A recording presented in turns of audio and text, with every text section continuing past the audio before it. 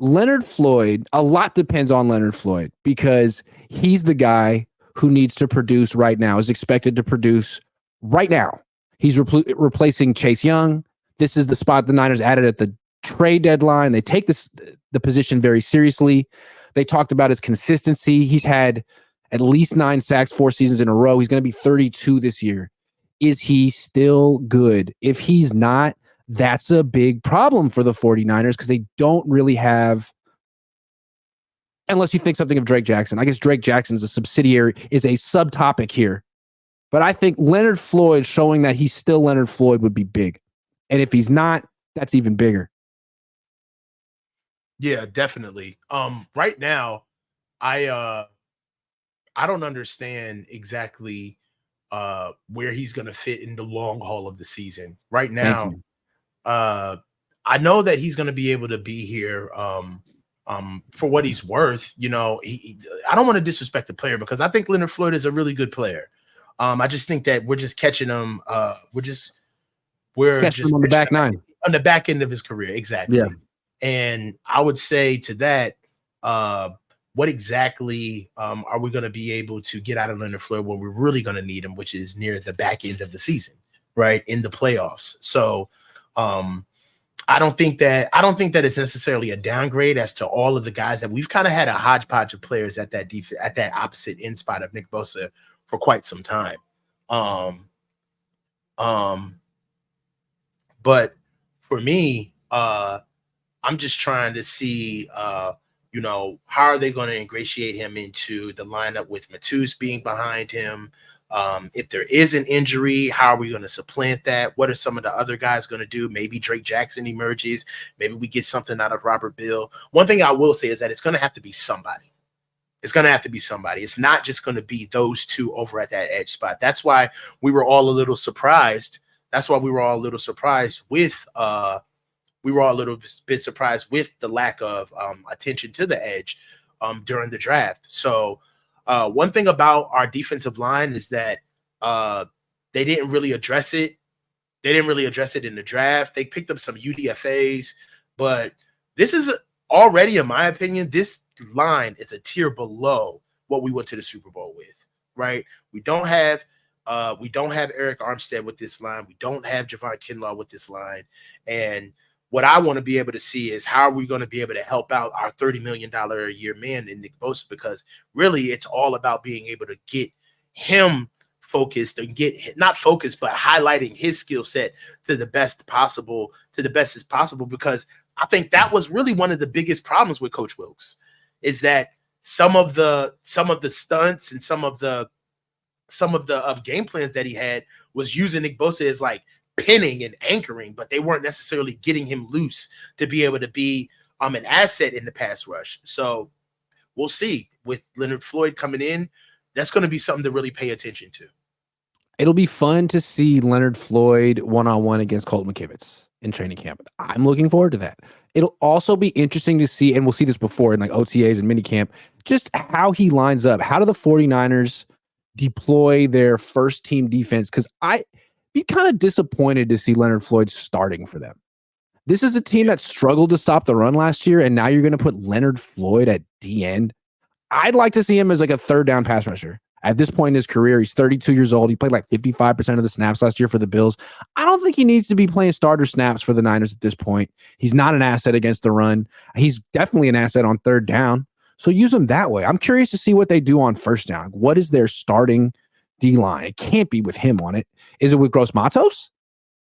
That would be interesting. I'd like to see what the plan is there. And this is all stuff we'll learn pretty quickly.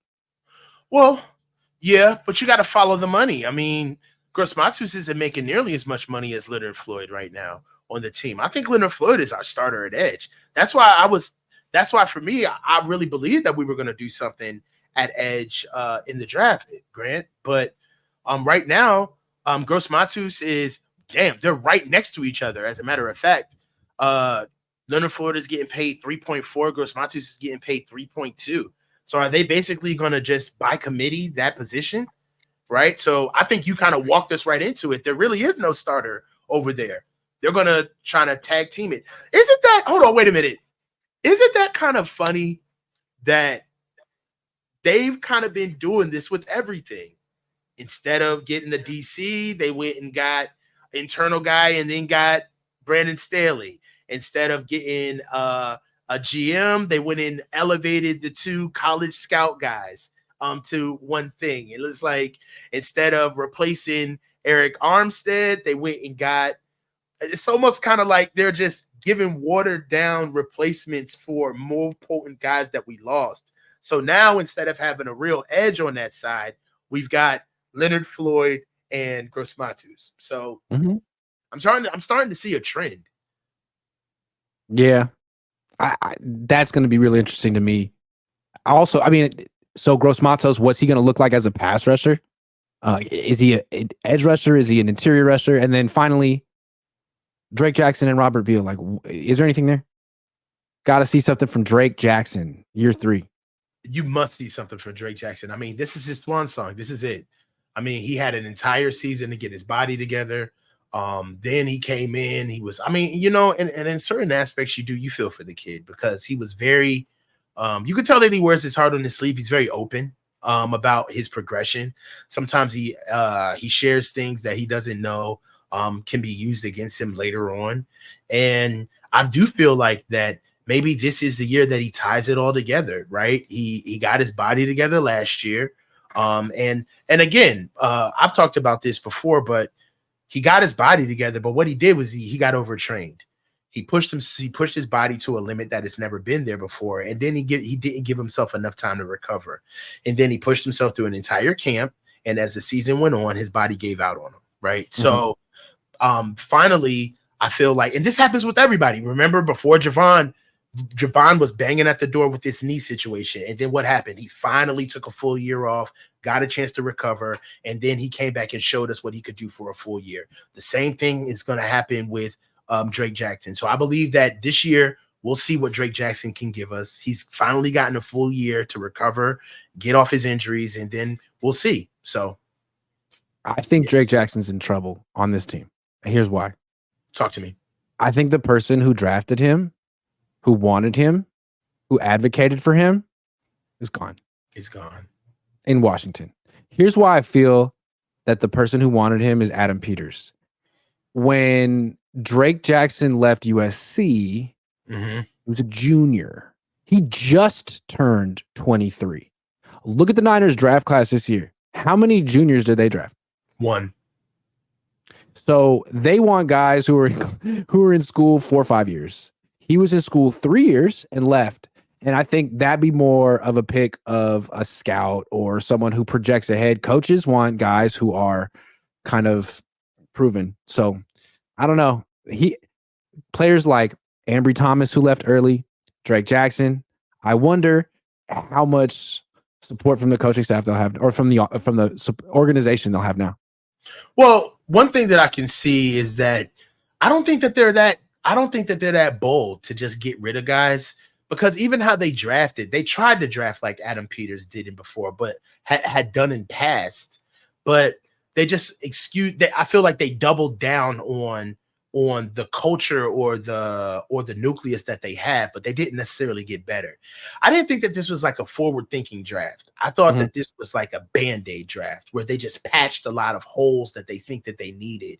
But and you know, the only thing that I saw that represented like future for our draft was the acquisition of Malik Mustafa and Ronaldo Green. And Ronaldo Green was a little bit of a reach for where we got him for. But I think even them, the only thing that really guides them is the financial implications on what players can do to their team, right? So they had to get corners because they know that right now they're basically going to have no corners due to free agency next year, and they're going to at least lose one, be it Mooney Ward. This is probably his last year here. And they also know that they do not have a free safety. So I thought that those were the two positions of like serious need that they got, but I don't really see anybody else that they got in the draft that really says that they were actually thinking about the future and trying to get the team better versus this is going to be something that we're going to get to lock in for what we already have to keep us pushing just in case some things, you know, get hairy on us when, you know, we have to be able to sign the rest of these guys. So, you know, it wasn't a necessarily like horrible draft. I don't think it was anything along those lines. It wasn't horrible, but you can see that they weren't thinking. I feel like they were reacting. There wasn't a lot of proactive moves.